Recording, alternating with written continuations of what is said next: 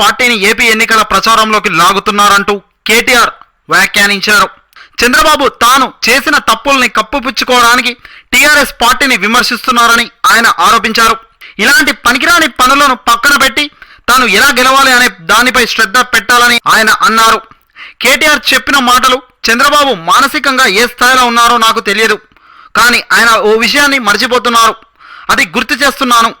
మేము ఏపీ ఎన్నికల్లో పోటీ చేయడం లేదు. మాపై విమర్శలు చేసి ఆంధ్ర ప్రజల్ని మభ్యపెట్టాలని చూస్తున్నారు. ప్రజలకు గ్రాఫిక్స్ మాయాజాలంతో బాహుబలి సినిమా చూపించారు, కానీ వాస్తవానికి వచ్చేసరికి అక్కడ జరిగింది ఏమీ లేదు. అంతా డొల్ల మిగిలింది.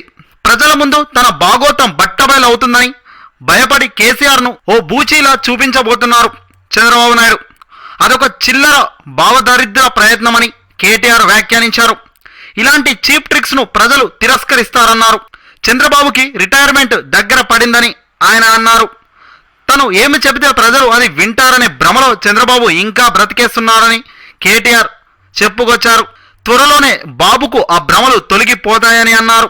పచ్చ మీడియా సహాయంతో 4 పచ్చి మాటలు చెబితే ఆ పిచ్చి మాటల్ని నమ్మి ప్రజలు ఓట్లేస్తారనే ఇంకా భావిస్తున్నారు టీడీపీ నేతలు. ఆంధ్ర ప్రజలు చంద్రబాబు కంటే 100 రెట్లు తెలివైన వాళ్ళని అన్నారు. కేసీఆర్ పాలన చూసి ఆంధ్రాలో కూడా ఆయనకు అభిమానులు విపరీతంగా ఉన్నారని కేటీఆర్ చెప్పుకొచ్చారు.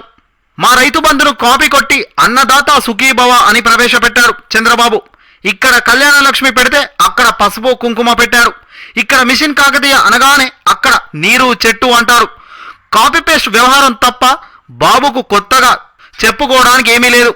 మరీ ముఖ్యంగా అన్ని ఎన్నికలకు ముందు పెట్టినవే. ఇక ఏం చెప్తాడు ప్రజలకు? ప్రస్తుతం చంద్రబాబు పరిస్థితి లోకేష్కు ఎక్కువ, కేఏపాల్కు తక్కువ అన్నట్టు తయారైందన్నారు మంత్రి కేటీఆర్.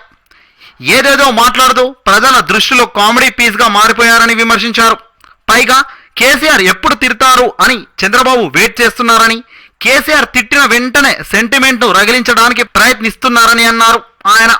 ఇకనైనా చంద్రబాబు ఈ చీప్ పాలిటిక్స్ ఆపి హైదరాబాద్ వచ్చి రిలాక్స్గా రెస్ట్ తీసుకోవాలని సూచించారు తెలంగాణ ఐటీ మినిస్టర్ కేటీఆర్.